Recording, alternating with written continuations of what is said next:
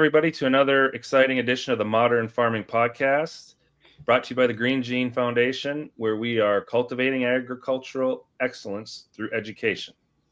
We're your hosts, Chris and Tara, and together we're growing knowledge about the world that feeds us. Hi, Tara. Today we've got a real exciting guest, Mr. John Hall from Promised Land Family Ministries. So welcome, John. Why don't you tell us a little bit about yourself? Yeah, thank you, Chris and Tara, for giving me the opportunity to share a little bit today. I'm looking forward to our conversation. So, my name's John Hall. I'm originally from a small town of Odessa, Florida, that's not so small these days, as many of us in Florida have experienced the tremendous growth across our state. But growing up, in Florida as a kid, I was very interested in sports, and like many kids, thought about sports as a future. But a little bit later into my high school days, I found out about FFA and got involved in agricultural education, which was the beginning of a long journey that I've been on now to educate youth and their families about agriculture. So through that experience in high school as an FFA member, I decided that I wanted to become an agriculture teacher. So I went to school at University of Florida, got a degree in agriculture education for my undergrad degree, and then enjoyed the experiences I was getting at UF so much, I thought maybe I'll stick around a little longer. So I was able to pursue a master's degree in agribusiness. And I thought that would also help complement the educational skills and agricultural knowledge that I was learning as a college student, to bring that into the classroom setting to teach kids the business and leadership skills needed to be successful. So I taught high school agriculture in the Tampa area at Sickles High School for 4 years. And some former professors had reached out and encouraged me to consider a Ph.D. in agriculture education. Was able to go to Texas A&M University, earn a Ph.D. in agricultural education and leadership development. So I was there for 3 years working on my Ph.D. and being able to teach future agriculture teachers, prepare them for their careers. And interestingly enough, after I finished my PhD, I was very excited about opportunities to be a college professor. It was great experience, but I actually went the other direction. I went to middle school. I taught middle school agriculture. I had been in Texas for 3 years. I missed, family and friends in Florida, and there was an opportunity to come back to a middle school that didn't exist when I was growing up, but it was 5 miles from where I grew up, and they needed an agriculture teacher. So I came back, kind of regroup, and still interested in the possibility of teaching at the college level. But I taught at Martinez Middle School for 3 years, had a great opportunity to teach 6th, 7th, and 8th graders. So now at this point, I've taught 6th, 7th, 8th, 9, 10, 11, 12, and some college students. And the opportunity came up for me to teach agriculture, education, leadership development at Tennessee State University outside of Nashville. So again, certainly not part of the plan that I had scripted out as a high school and college student growing up. But that opportunity came about, and it was certainly a blessing to go and work there at Tennessee State University. So I taught there for 3 years. But fast forward ahead to where we are now, I came back to Florida in 2016 to my home state, began to be closer to family and friends. And ultimately that led to where we are today with Promised Land Family Ministries. Promised Land Family Ministries, what does that mean to you? Yeah, so Promised Land Family Ministries is, it's hard to even put into words what it means to me, because part of my background and, what I shared about wanting to become an agriculture teacher and going to college and getting the agriculture education experience. Along that journey, God started to just put in my heart, actually all the way back in 1999, the idea, the dream of teaching youth about agriculture in a Christ-centered environment. And I knew that it was not something as a junior in college that he was saying, as soon as you graduate college, or something you need to do right now, but that was always in my heart. And so from 1999 all the way until 2018, before we officially began Promised Land Family Ministries, it would come up just here and there. And obviously, the closer we got to 2018, it became up more and more regularly that now is the time to start Promised Land Family Ministries. So my wife and I are the co-founders, and we started in 2018 with our 6 board members. And at that time, and still to this day, we're 100% volunteer led and operated. So collectively, we started very small, but all of our board members had a passion for agriculture education and had a passion to reach youth and families and to help those in need. And when we think about those in need, we don't just think of natural needs, physical needs, but there's mental, emotional, spiritual needs, financial needs. And so we're trying our best to meet those needs. And that's what our mission is all about. Our mission is to strengthen youth and families through Christ-centered experiences in an agricultural and outdoor setting. And what we want to do is transform the individuals and the community by the programs and services we offer. Where do you serve? What area do you serve? Yeah, so Promised Land Family Ministries, we have a beautiful 54-acre farm in Lake Butler, Florida, which is just a little north of Gainesville. And we're close to a small town of Providence. And we serve, last year alone, we had individuals from 12 different counties across Florida participate in our programs and services. And that was over 7,600 people that we were able to help. So these folks come in like a retreat to your facilities. Is that kind of what you do with that? How's that work? So the programs and the bigger picture of what we offer, again, everything we try to focus back to our mission of agriculture education and sharing God's love through that. So what we like to say is we're meeting practical needs and sharing God's love. So our programs include everything from formal agriculture education workshops, whether it's on gardening, hydroponics, different subjects like that. Animal science is a career day we have coming up pretty soon. Forestry and natural resources. So we use our farm to set up educational workshops for kids and their families to come through and participate. We also use our farm to host various 4-H clubs in the area for them to have a place to study and learn and to grow as 4-H members. And then we have what we would consider some much more just practical, just helping our neighbor type services. We have a monthly food pantry that feeds typically somewhere between 600 and 700 people a month. We work with our partner, Bread of the Mighty, to provide the food. And then we have volunteers that will come and put the food in the bags, and we put the bags in the cars as our neighbors drive up. And we do a backpack and blessing event to get kids ready for the school year. We've done various health education opportunities for youth and adults just to try to encourage people to have a healthier lifestyle.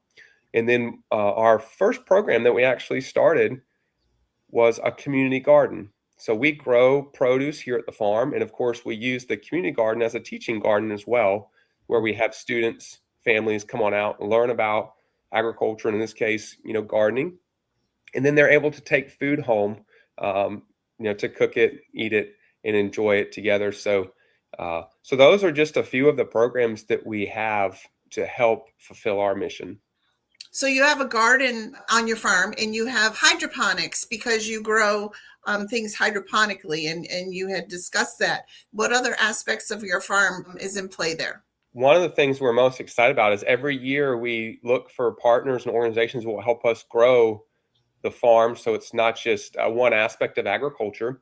And the Green Gene Foundation was so generous last year to provide beehives and the equipment we needed to get started to teach about honeybees and the importance of bees in agriculture, bees in our lives. So that was one new thing that we added. And then we also got the grant for the hydroponics last year to start growing things in hydroponic towers and also in floating beds, so that when kids come out to the farm, we're not just showing one technique or one way to grow or produce food, but we're showing a bigger picture. And then we can challenge them to think critically and to compare and contrast what are the pros and the cons of these different systems. And ultimately, for some families, maybe an opportunity for them to consider, if they were to grow food at home, what the best setup for them would be. So yeah, this past year, it was really exciting having the bees and being out there even this morning, working in the garden a little bit to see the bees out pollinating, just happy doing their thing. And we were able to harvest some honey late last fall. So we'll look forward to harvesting some honey again this spring. So that's been quite exciting having that addition. Aren't they neat? I just love working with bees. Yeah, there it's fascinating. There's as everything in life, there's more to learn and explore your knowledge in than what first looks like. And for us, one of the things I enjoy most as an educator at heart is just helping young people, particularly anyone that will listen honestly, whether they're older in life or not, but particularly high school and college students, getting them to see there's just so many opportunities and so many cool things to learn and experience. But one of my goals is for people to leave the farm and have a greater appreciation for agriculture. Our farmers and ranchers and people involved in this industry, forestry and natural resources, they do so much that the vast majority of Floridians and Americans certainly don't appreciate or recognize or comprehend, because we are so fortunate to go to the grocery store and have such a abundant and great variety of food for us to take home. So when they come out here and they see, especially when it involves the physical work in the garden, it's like, wow, we really had to work hard to produce this food.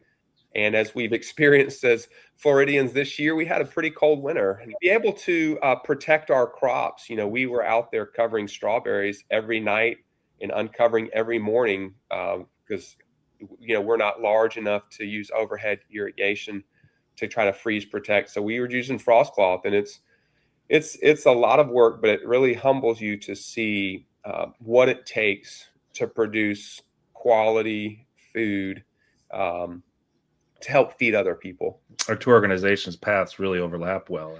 I just think it's great. A lot of folks, when they get through a master's and a PhD, not everyone, but you see a lot of folks stay in academia, stay in research. And you don't see a lot of people with your educational experience come out and really do stuff. So it's really refreshing to see putting that to work, not so much theoretically as in reality. I think you should be commended. That's great. Well, thank you for your kind and encouraging words. Just very blessed and humbled to do this. And I'll tell you, this is the reality of it is that Promised Land Family Ministries doesn't do the work we do without great partners. And so, meeting Matt and Tara several years ago and hearing about the work that they were at that time just beginning to talk about was very exciting for us. And I do believe that, for us in ministry, it's about faith for us. And in general, farmers and ranchers have to have a lot of faith. They have to get up and do what they know they're called to do, even though it's an uncertain environment out there. But working with Green Gene Foundation, and each year they've provided some valuable resources, and not just the resources like things for the honeybees. This year, in just a week or two, we're going to get fish. They've provided an aquaponics system, so that's another new and exciting thing. It encourages us to know that there are other organizations, other individuals, other businesses that believe in the work that we're doing and want to help the community, through us. So we're grateful. And like I said, excited, the aquaponics is going to be a way that, again, we can extend our ability to teach more about agriculture. But it goes back to what I said before. We really like to meet practical needs. So we're going to raise tilapia. And so that's just more food that we can give to those in need in our community. That's what it's all about. It is. So I've been to your farm, of course, a few times. When we installed the bees, it was the first time that I had seen bees installed. And then, of course, a couple of weeks ago when we were installing the new tanks that you're going to have for your fish. But what I thought was very exciting is that even though those are new things that are happening, you guys are still working on other aspects of the farm, and you have a new building. And I know that you're in it because I can see the new door behind you. Tell us a little about that new building and what you're going to do, what your plans are for it. To backtrack for just a minute, when Promised Land Family Ministries first began, we didn't even have our own land yet. So it was just a blessing to get this 54 acres, and it did need a lot of work. That's a story for another day, and I've shared that with Matt and Tara, and they've been here to know, how much work our volunteers help us to get the land cleaned up.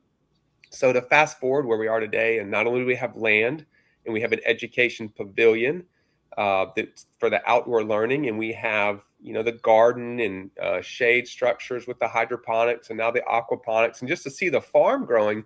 But one of the most important things that we needed was that indoor space for if weather it does not permit.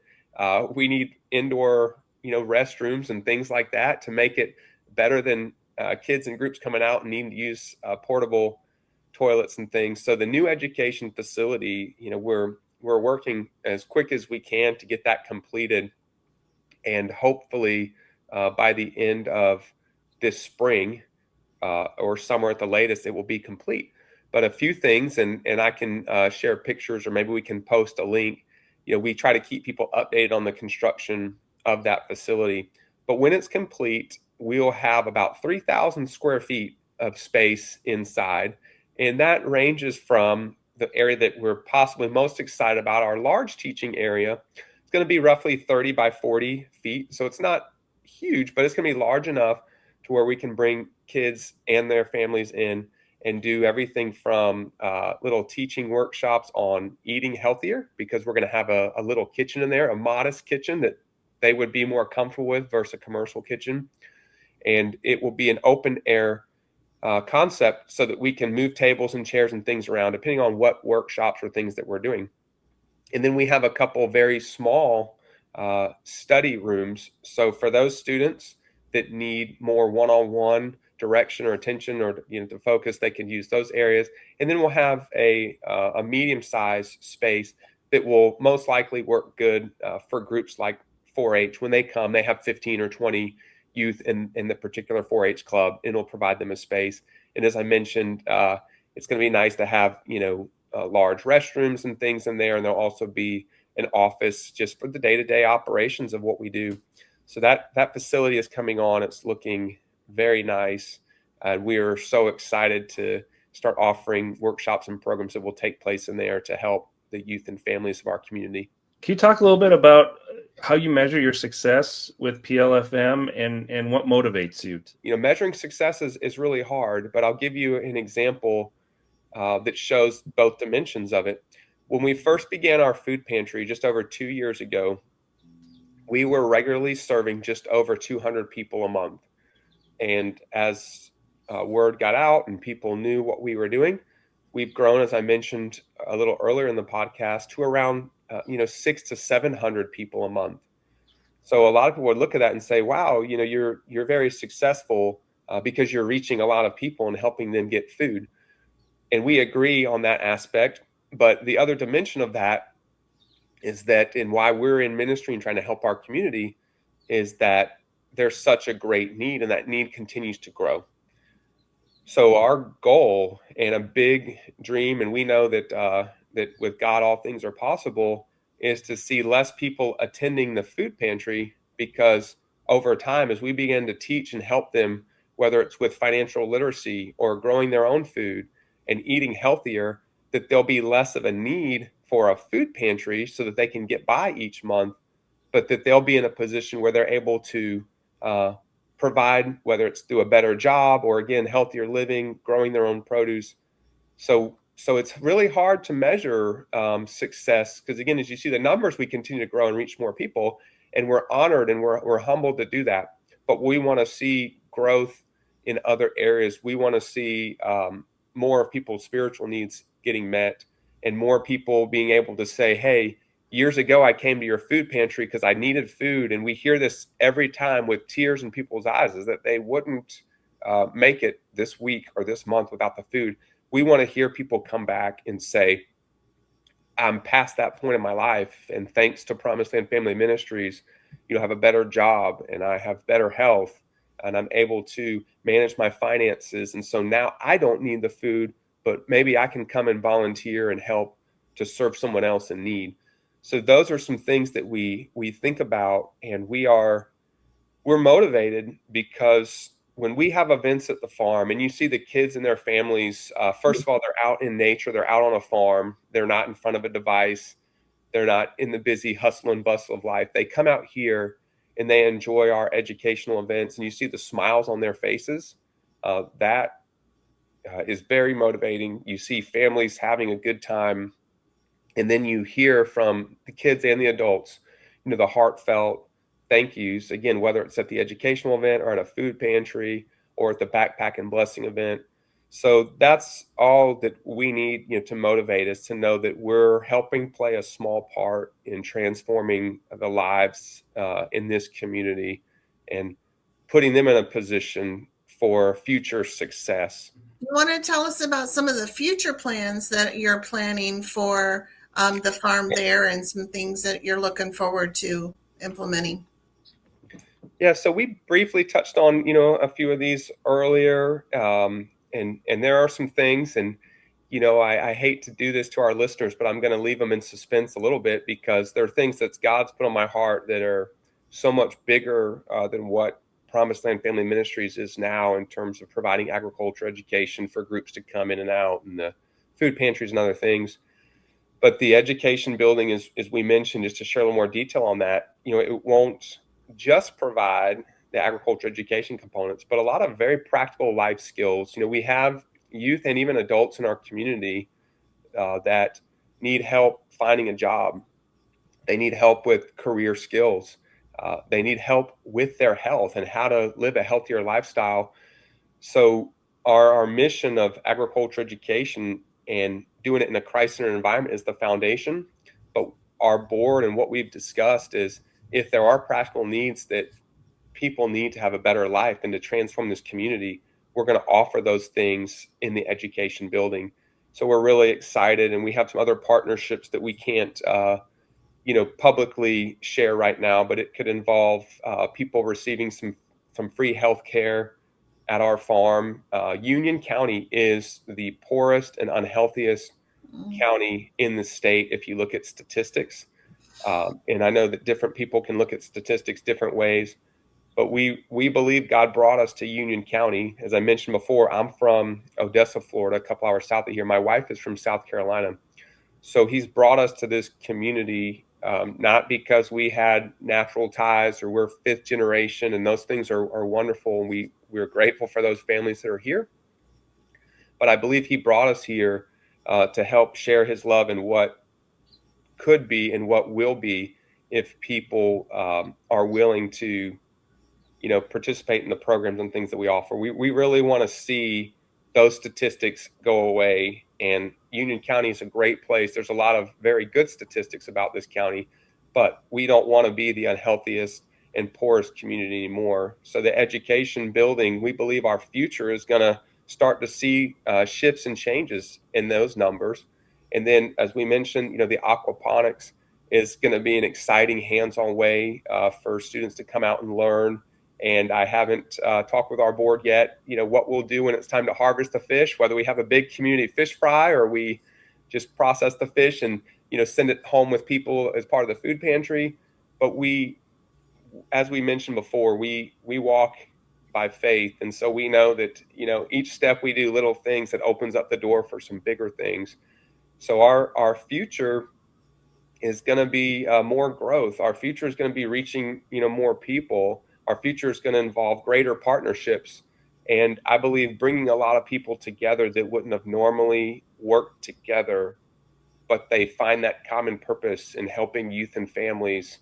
And they're willing to get on board and do their part to help us fulfill our mission. Outstanding. So you said most of your folks are volunteer. If people are watching this, and hopefully we reach some, and they're in the area and are interested, how do they get involved in your family ministry? We can't say enough about the importance of our volunteers. Last year we had over 240 different volunteers. Just in 1 year, over 240 different volunteers. That's what it takes. And what I'll mention too that we really feel is important for people to know if they want to get involved is, we're 100% volunteer led and operated. Rebecca and I, our board, we don't have a single paid staff or salary person. Everyone here is volunteering, giving of their time and their talent and their resources. So what we ask of people is if you're interested and you believe in the mission and what we're doing, there's 3 kind of broad areas that you could get involved from any perspective. The first thing we ask for, is for people to pray, because we recognize you may be in another part of the state or even other part of the country, and it's not possible for you to physically come down here one Saturday and volunteer or come after work. But we believe that those prayers are extremely important for Rebecca and I and the leadership of our group, and of course for the families and people that we're trying to help. And so everyone can take a moment and pray. But if you are in the general area, and we've had people drive for 2 or 3 hours, they've gotten a group together and come up on a Saturday and spend a day serving and volunteering. So we have projects that we'll get a group involved in, or we have just the day-to-day operational things.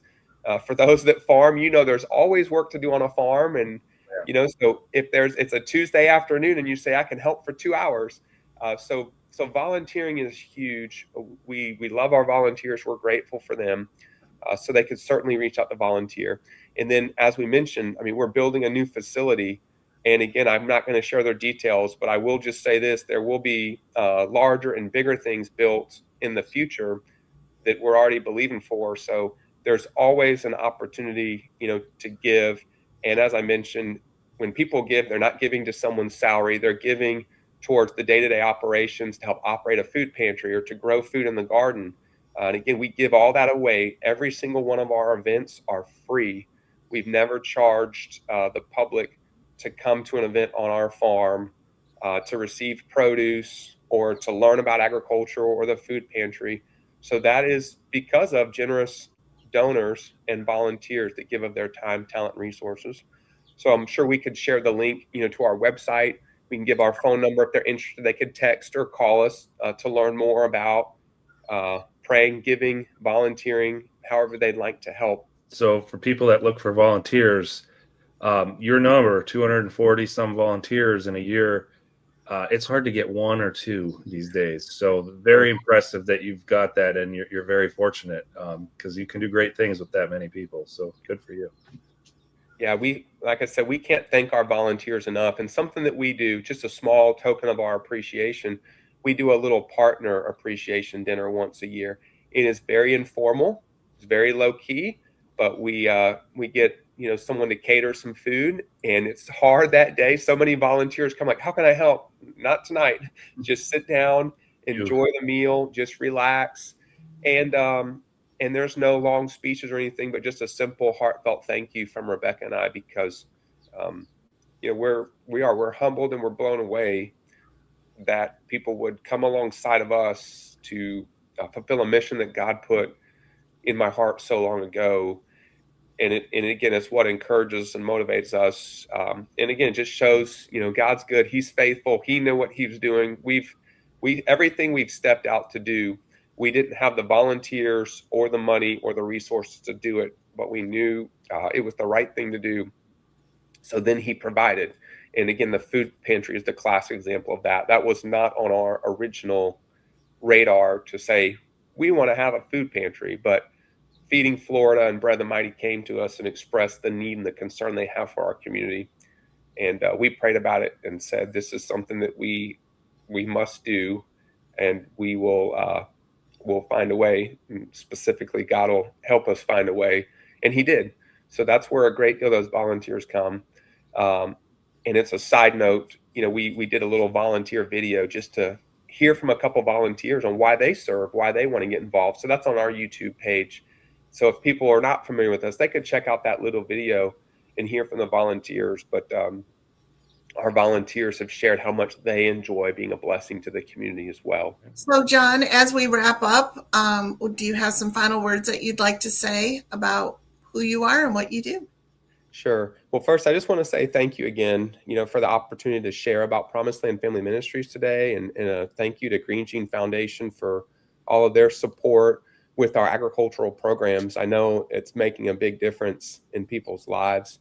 And I would just want people, if there was just one thing that they, took away from the podcast today, is that every day, at Promised Land Family Ministries, our goal is just to meet practical needs and share God's love with others so that we can transform lives, we can transform our communities. And I would encourage anyone that's listening, again, particularly if you're not in the North Central Florida area, that you don't have to start your own nonprofit to make a difference. You can make a difference, right where you're at, using the time, the talents, the resources that you have just to be a blessing, to your community. Because as we're all very well aware, the world we live in today, there's a lot of challenges, there's a lot of obstacles, but each of us can make a very profound and positive impact on people's lives if we're just willing to slow down for a minute, give of our time, give of our talent, give our resources. And with that, I think God will bless you and bless other people by the work that you do. So that's what we're aiming to do, and we hope that others will be motivated and encouraged to do the same thing. Yeah, very well said. And that's about all the time we have for our podcast today. So thanks for listening to Modern Farming. Be sure to follow us, share, and join us again as we grow in the knowledge about the world that feeds us.